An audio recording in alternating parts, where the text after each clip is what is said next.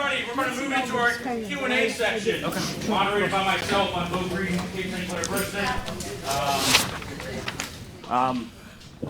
thank you all. We're going to do this with questions directed at each of you. There won't be a lot of back and forth or between candidates. We have a lot of questions that were turned in the last hour. I tried to pick one for everybody. If I don't get to you, we are trying to leave here by 9 to get to the meet and greet. I apologize in advance. You will have 2 minutes to answer your question. So just actually testify. We'll put you to the challenge, right? I've done it enough. 2 minutes is long, yet not long enough. So this will be 2 minutes, and George here will be in charge of the flipping of the colors to show you how much time you have to go. And I will cut you off when it comes time. If not, can you let us know what the flipping of the colors means? Is that the same thing before? I don't Same know thing. if color coordinated or not. 1 minute. You have 2 minutes, 1 minute. Okay. Yeah, yes. Okay, so very good. So I want to start. did you get it? So I want to start with the question for the for Congress, Ms. Morgan.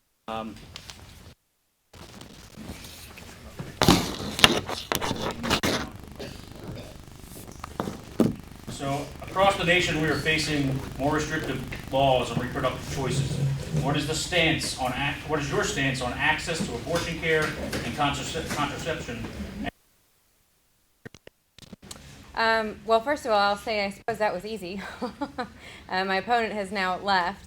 But my stance on the issue of abortion, I'm an attorney, so of course there's the legal stance, but I think what we're mostly interested in as human beings is how do you feel about a woman's right to reproductive choice and may or may not have.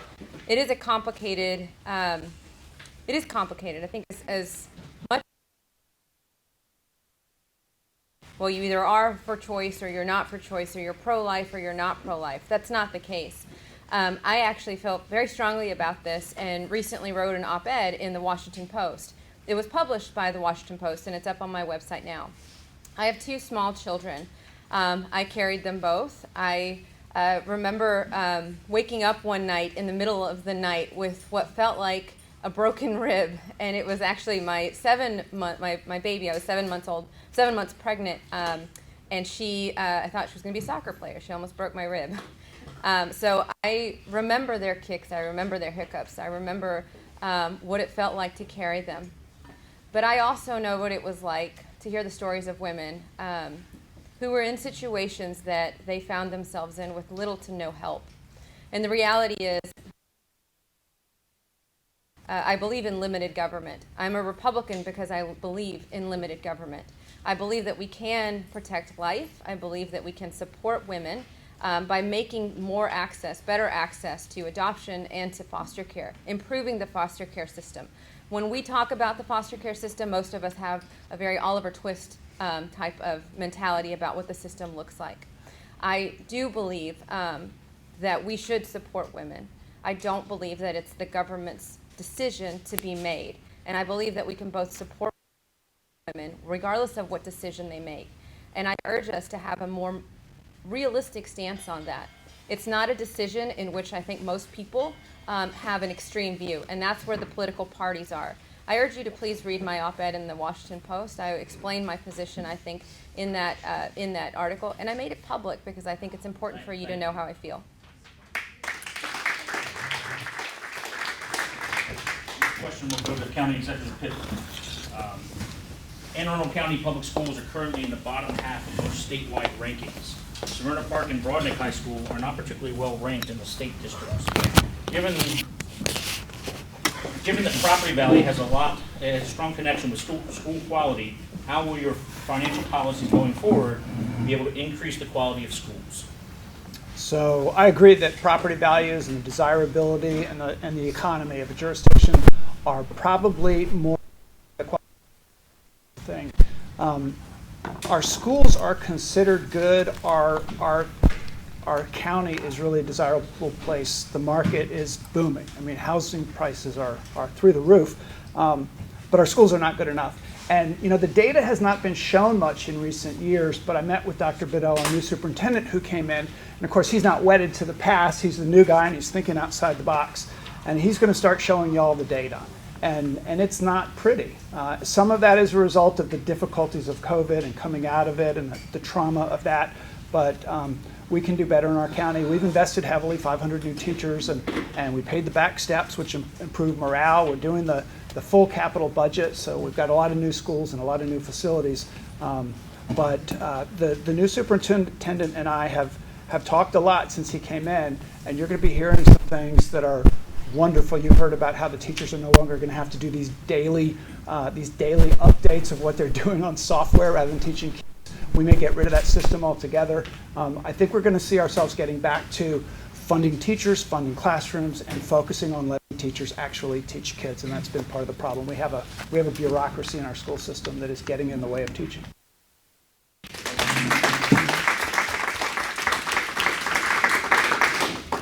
This question is for Senator Elfreth. Please speak up so we can hear you in the back. What are you doing to help the community school that will be part of your district? Thank you so much. No silver bullet policy solution to any challenge that our communities face, but this particular problem is a doozy. While I don't represent currently the Bay Bridge, I represent a whole lot of stretch of Route 50 and a lot of communities just like here on the peninsula that are impacted when it's frankly a Friday morning at this point, summertime, or God forbid power line goes down. We're a district of peninsulas, so this is quite a problem. So I appreciate the need. Understands that we need a third span of the Bay Bridge. I disagree that this is the right place to do it for a lot of reasons. We don't have the infrastructure. We talked a lot about infrastructure tonight. We don't have the infrastructure on either side of the Bay Bridge, and I work very closely, bipartisanship to me, I work very closely with and have a strong relationship with my colleagues across the aisle, including Senator Steve Hershey, who represents Queen of the bridge to deal with it either. The Eastern Shore counties have the ability in law to veto Bay Bridge crossing. I sponsored a bill this term to add Anne Arundel County to that list because we should have a say. Counties have a say. Third span, yes. Here, no. But I would like to get more creative and think more outside of the box than just a third span. We should get back to thinking about ferries. We should get back to thinking about where the traffic is coming from and where it is going, and ensure that our communities are not bearing the brunt of not just the traffic from across the state, but traffic from across the region. Working with our federal partners to find a more creative solution than a third span right here. Thank you.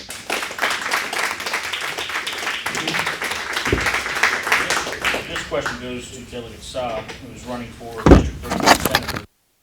You are seeking to move from the House to the Senate. What single piece of legislation did you introduce, not vote, that you are most proud of, and did it cut wasteful spending, cut taxes on families, or ensure small businesses can grow and prosper as you promise in your current campaign? Thank you for the question. I've sponsored, like everybody else, many legislation, specifically to legislation that would help small business. I had a legislation this year when they file for their LLC, and it's annual. Unfortunately, there was 3 competing bills, and none of these bills passed. This is something that didn't pass. But on the other hand, I reached across the aisle and worked with Delegate Henson, and we were able to cut we were able to team up on one bill, and we cut the business property tax. Well, we reduced the business property tax from $2,500 to $25,000. So small businesses, instead of having to pay taxes on their pencils and the basic things on the computers, they have $25,000 that they don't have. Was it $25,000? We wanted more, but we ended up, this is about politics. Sometimes when 2 people leave a little unhappy, it's a good deal. And we were able to, we wanted more, but we settled for. We'll keep pushing for more business relief. Thank you.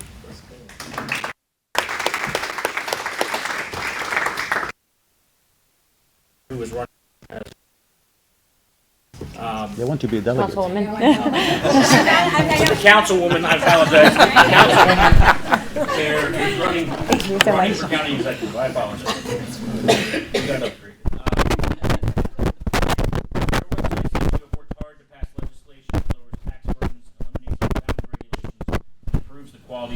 residents. What specific legislation have you introduced in your tenure on the county council that addresses the issues you would like to address as a county executive? Sure. So on those 3 points, on the reduction of taxes and fees to reduce cost of living, I was the lead sponsor on a successful bill to offer a property tax credit for service-disabled veterans. I am very proud of the fact that that passed unanimously.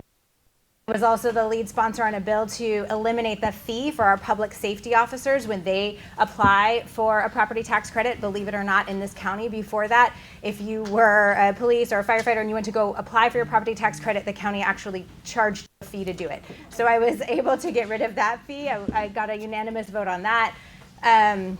On the next one on quality infrastructure, I had a series of bills actually to help folks with failing septic systems, to incentivize them to convert to public sewer because it's a very expensive issue. It also, it's kind of a double issue because nitrogen pollution from failing septic systems is the third leading nitrogen from septic systems that are failing is the third leading cause of nitrogen pollution in the bay. So helping these septic system is a huge boon to the quality of life.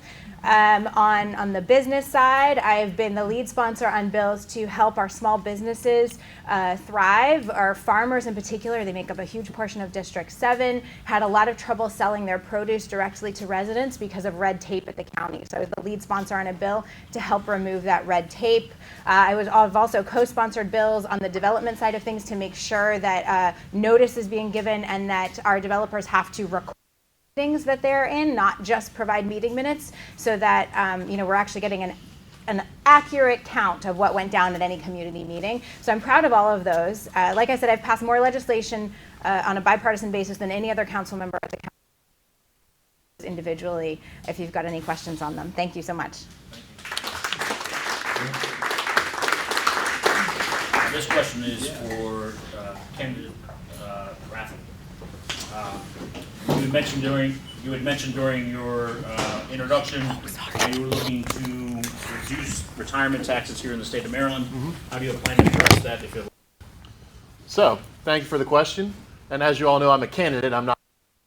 I don't go through the whole legislative coming into this. So with that, I would work my aisle and come up with a solution that works best for our community and the community that we're representing. We need to come up with something because I'm very surprised that all of you are here tonight that are retired because it's very expensive to live here. So we need to come up with something soon. And I know the governor started working on it and also in the last sessions, but we need to improve that.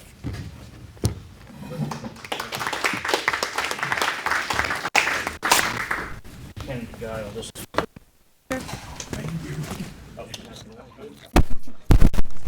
is also regarding sort of the Bay Bridge or the Bay Bridge. What can you do before a new bridge is built to address traffic issues now? Oh, gosh. Can I just say whatever Senator Elfreth said? I'll just copy and paste right. I think everybody knows this is a stressor. I mean, everybody knows that this is impact. I mean, I live, down in Severna Park, and I know this, the impact of the traffic congestion, but I'm not here, and the community's right here, and I know it's paralyzing. I know that the traffic is paralyzing. I think ultimately working with the highway administration, look at ways to, whether it's widening roads. I know there's recent work on the access roads that are running alongside up to the Bay Bridge.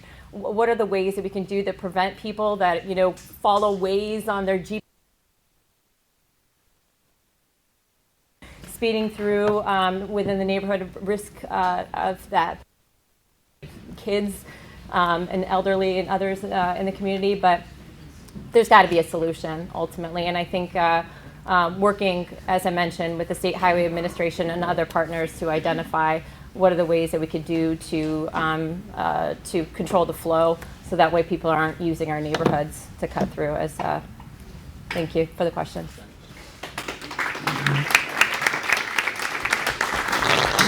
Next question for candidate Neimeyer.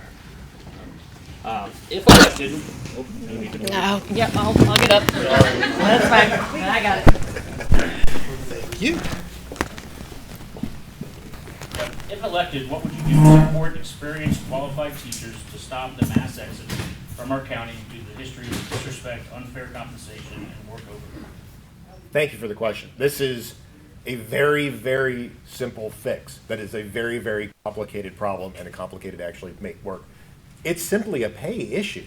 We have people that desperately want to teach here. Well, there's more than that, but we've got more pay in Prince George's County, in Howard County, in all of our surrounding counties. Why, if I'm living on the borders of Anne Arundel County, would I teach here when I can go make $20,000 more by just going over to Howard County? We need to bring a level that gets our teachers to stay here. We're never going to be able to get Dr. Bedell's plans in place if our teachers are mass exiting from the area. We have to getting the dollars into the classroom, but getting the dollars into their pocket, strengthening their benefits, making this place the most attractive place for any teacher to come and work. We want to be more competitive than the other counties. And that's across the board. That's with teachers, firefighters. We want people to live here, work here, and stay here. Thank you.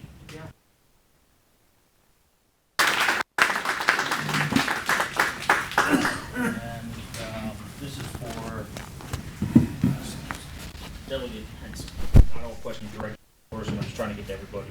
But what will be done to restore various special funds, such as transportation or open space, to necessary levels our future communities? So thank you for the question, Bo, and thank you for directing it to me, being on the Appropriations Committee. This is something that we are tackling every day. For the 90 days of session, the budget is our #1 priority. Making sure that our special funds are fully funded and adequate to meet the needs is a #1 priority for us. Open Space Fund, the Transportation Trust Fund, those have dedicated purposes in our budget. And if those funds are not adequately funded, we can't meet the needs of those dedicated purposes. We have provisions which are commonly called lockbox provisions. We just tackled that with our open space funding to make sure that we weren't continuing to borrow from that pool of money, but we were continuing to build on the great work that Senator Elfreth did and our colleague in the House, Delegate Eric Lukey, to make sure that our public parks were fully funded. And the open space budget is a critical part of that. Looking at our Transportation Trust Fund, it has a similar feature where we are reinvesting in our roads, bridges, all that infrastructure that we're talking about with the Bay Bridge and making sure that we're meeting those critical needs. So when it comes to our special, we're not tempted to take from one to put in another subject, but making sure that our general fund is adequately funded so that we're not tempted to dip into our special funds. Thank you.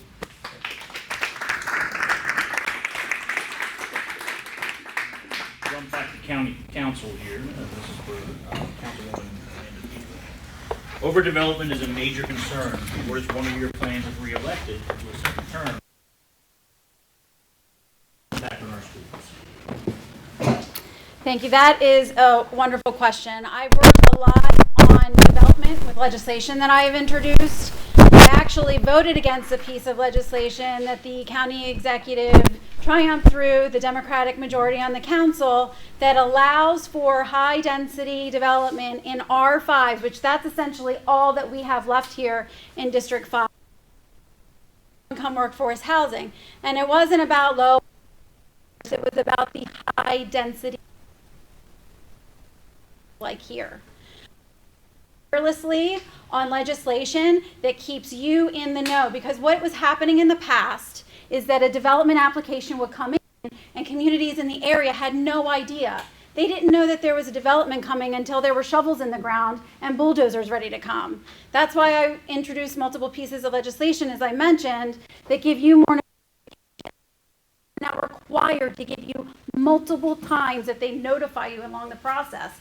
And in doing it's actually changed development plans and developments that have been put in for application. They've changed because of your input.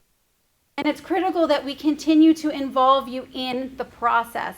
I will continue to support reasonable, balanced growth that doesn't overburden our and I will continue to oppose density development, because that is what I committed to you 4 years ago. I upheld my commitment to you, and I'll continue that commitment. And if you have any interest in learning what I think would keep teachers here, it differs a little bit from Mr. Neimeyer. See me after the discussion. Thank you.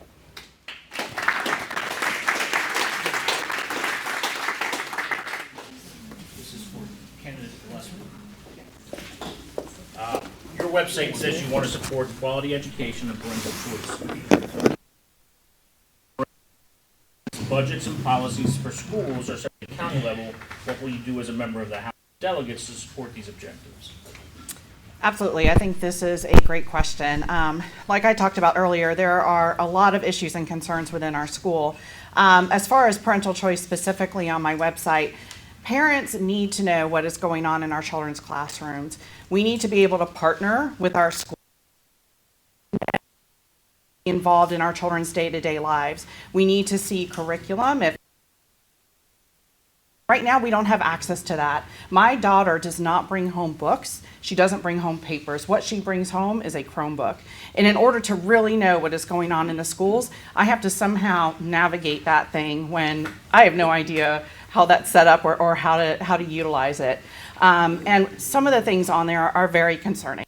So again, parental rights is huge as far as parental choice, having a say in our children's education, and really being able to advocate for them and be a part of the process. As far as what I would do legislatively, I did support Senator Simon Nair's legislation.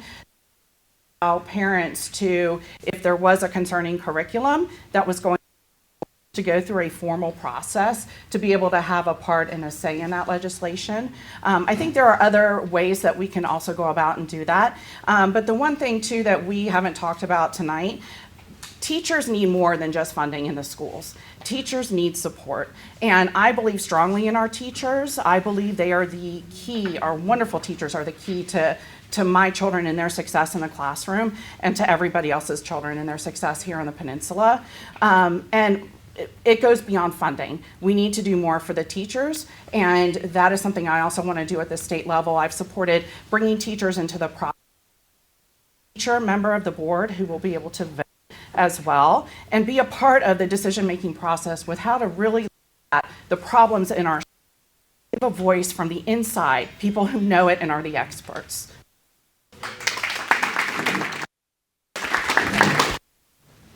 At working with the state legislature, what do you propose to help fund the state employee retirement fund, which is under 100% funded? Well, thanks so much for the question. I have to say that in this past 2 years, we have done a tremendous amount for the state employees. We also we bargained for better health care. Thing that I think is important and hasn't been touched on tonight, and I really want to make sure that we talk about care grants that affect not only state workers, but also passed 5 different bills in order. After the pandemic, one thing that we saw was affecting so many is the inability to find childcare. I, as a mother, understood that completely. Long lines, the inability to find a place at any child care facility. So those grant programs that we passed really helped families and child care facilities and thereby small businesses who own those child care facilities get back up and running. That got teachers back to school, that got healthcare workers the ability to take those shifts that we desperately needed them to do. So there's many different things that we did, but I'm glad for the question. I'm so happy that you asked that question. Thank you so very much. Yep. Thank you. The only person I don't believe I've asked a question to is to Delegate Bagnall at this moment. This question, what is your view on the Second Amendment and the rights of Marylanders to carry, given the Supreme Court recent decision? Thank you very much for the question. I think it's a really important conversation we're having right now.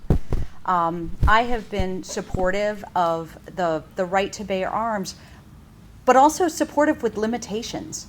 We have a very right now of gun violence, of suicides. Are two-thirds of suicides are with gun violence, and with the Supreme Court decision. we are really challenged with where concealed carry is appropriate. Do we want guns in the hands of people who shouldn't have them? Do we want guns in environments where where alcohol is available, where there are children, where we are in big public spaces? I think it's really important that we find that balance with honoring the right to bear arms and honoring the right for people to feel safe in shared spaces. So my commitment is to look at how we find that balance to make sure that we are honoring that right, which is a constitutional right, but also making sure that people aren't feeling concerned that there are guns around them or guns in the wrong hands. Thank you.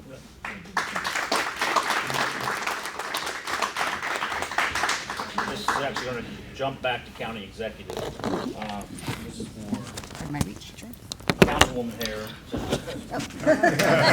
not the county executive. No, county executive position. What are your plans to expand public access to water within the county, and if elected? Sure, this is a great question. We are blessed in Anne Arundel County with more than 500 miles of shoreline, but it is a real challenge for folks to be able to access that. I think there are some things we can do to help improve currently. I also think we need to make leaps and bounds improvements with access for ADA compliance. We have a big backlog at our Parks and Recreation overall, and we need to tackle that as a really #1 priority issue for accessibility at the parks. But other issues that we can do, simply, a lot of the signage could be improved around some of the parks. It's difficult to get to. I went for a hike with some folks at Valentine Creek the other day, and there's no real space to park. You you go through a neighborhood in one of the areas to get to it. So we could put some better signage that will allow folks to know, hey, walk down here and get a beautiful view of the water if that's what you're looking for. There are simple fixes like that I think we can do immediately, and then we need to be really targeted about where we spend our dollars in any other acquisition and be very careful about it. But the ADA accessibility is absolutely #1. We need to do that first and make some simple fixes otherwise. Thank you.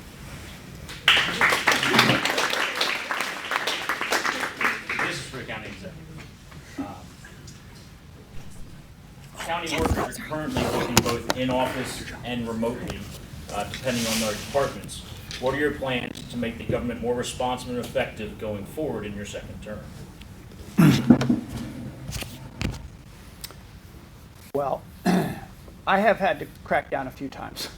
And I think one department where it got really bad last summer, about 18 months ago, was inspections and permits. And I believe there was a culture there in which they didn't feel like the customer was a customer. And that happens in a bureaucracy. It happens often, and this is nothing new in any administration. But I had to send a letter out to everybody who worked there and said, look, these are the customers, and you have to figure out a way to provide good service to these customers. And I think COVID was one of the reasons that people had slacked off. And so technology is making it good customer service in some ways. And I'm watching and getting reports on how each department. It took us a year and a half with a contractor, and your water bill and your sewer bill online, and it meant transferring everything in finance over to this new. It's just been launched in the last couple of weeks. In land use, the land use navigator is an all electronic system that's just been set up in IMP, and now we're moving it over to OPZ. Once people learn how to use it, once the contractors learn how to use it as well, and so part of it is modernizing. Or be allowed to work at home. There's a labor market issue, and we struggle with this all the time. I was talking to my chief of staff today about it, that there are people that she knows can get 2 hours more work, and we can monitor because we watch the documents they're working on. It's all very easy to manage electronically. do that, and I think we can retain them better if they do. So we're allowing each department to have some flexibility and not saying from above exactly how many hours you have to be in the office depending on your job. Efficiency ways, and I get reports. Our CAO oversees all of that, and I get reports on the progress of each one regularly. Thank you.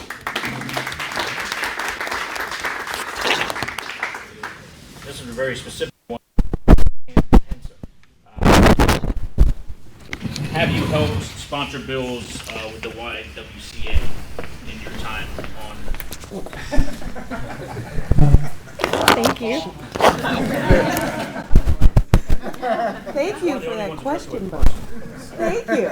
So I love the YWCA. My first job out of law school, I got to work for the YWCA representing survivors of domestic violence. I got to hold their hand in the courtroom, in the hallway, and help them get peace and protective orders, help them get custody of their children, use and possession of homes, vehicles, all the tools and resources they would need to be safe and break free from domestic violence. So coming into the House of Delegates, being able to sponsor legislation, legislative bond initiatives, which is where we're able to take care of our projects in the capital budget to help the YWCA with the center that they have now will be a safe house for survivors of human trafficking. So this is regionally a really special opportunity because we don't have this resource anyplace else in the region. If you have broken free of human trafficking and you found yourself free of that situation, how are you going to start your life over again? Where will you go? Where will you live? How will you stay free of that situation? CA has an answer to that question, and I was able to work with my colleagues in District 30A to provide the resources for that center to make it safe, to make it regional here, and to make it someplace that we can all be really proud of. Sponsored bills, if elected, to lower taxes on retirees. So basically, federal pension system. Would you vote to lower taxes on them? It's an interesting question because I think it's one that is probably more local than it is at the federal level. I am an estate planning and attorney. I did litigation before, but now I do estate planning and probate in a lot of wills. The number one question that I get asked from people who do their wills is this will still valid in Florida? Is this still valid in Pennsylvania? You know why they ask me that? Because it's a lot of grandparents and a lot of retirees. They're able to, and they want to know if the will that they just purchased is going to be valid because they can't afford to live in this state anymore. Yes, I do believe that, especially when it comes to our senior citizens, especially when it comes to people who are not using a lot of the resources or things like that, but are providing a huge benefit. And let's be honest, the way that we treat our citizens in this country, our senior citizens, is shameful. Senior citizens are some of the most critical people in our entire community. They are people that have wisdom, people who have the capability of continuing our family in our generation. But both at the state level and at the federal level, I think we've done a huge disservice by not recognizing that when a person retires, there is a limit of income there, and that there is a significant amount of burden when we continue to increase the cost of living. I do it at the federal level, but I'll also come back here and work at home because I'll stand up for you, not just in DC, but I'll do it here. So when our legislators, many of whom you have heard from today, maybe don't take the care that we should when it comes to lowering the tax burden for those who are retired and those senior citizens who are on a fixed income, I will fight for you. I'll do it not just in DC, but I'll do it here at home because we're neighbors together. So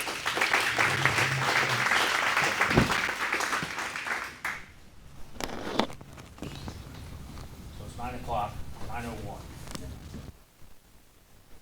Everybody's time to get to meet and greet, food and drink. I want to thank all of you personally. One, welcome to Cape St. Clair. It's the greatest place you can live. Two, thank you all for coming and keeping it a very civil discussion tonight and educated. Something.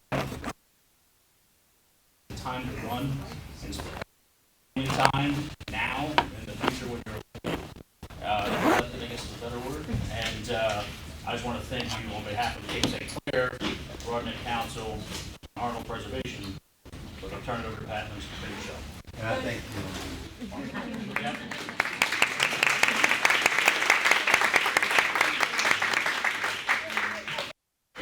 announcement to make that relates to those of you who are worried about the Bay Bridge, which is all of us, but there are 3 of us on the Broadneck Council who are members of the Bay Bridge Reconstruction Advisory Group.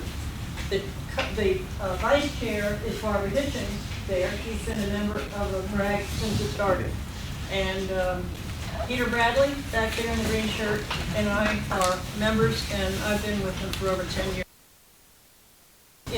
I have spent trying to fight and try to make all the wrong things right through the Bay Bridge. It ain't gonna happen. I will invite all of you to come here on October 12th. I have the Chief District Engineer for State Highways coming to speak on the update as to the results of the pilot that was run on Oceanic Drive the first 2 weeks in August. And she'll also talk about what we're going to do about the service roads. Do not expect silver bullets. We are going to be locked in this traffic for probably another 15, and that's my best guess, 15 years. And you can ask Kim Tran, is her name, she's excellent. Please, 7 o'clock, come to join us. I want a crowd because I need state highways to know how important this is. And I'm not going to go into them now, but please come. Okay? I have to add one more thing. There is no, we're talking about a third bridge. We fought that for so long.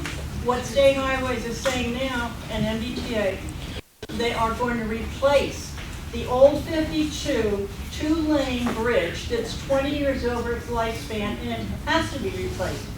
The challenge for us is, it would be nice to keep that third bridge for pedestrians and walkers. We want it taken down. We want to live with only 2 bridges, and once the 52 mile is replaced with a new 6 or 8 lane span, then we want to get rid of the old bridge so that we can adjust and limit our approach roads, because that's going to be decimating for many of the communities in this area. So we will revert to 2 bridges, but it will take time. So, all right, everybody grab some refreshments, please.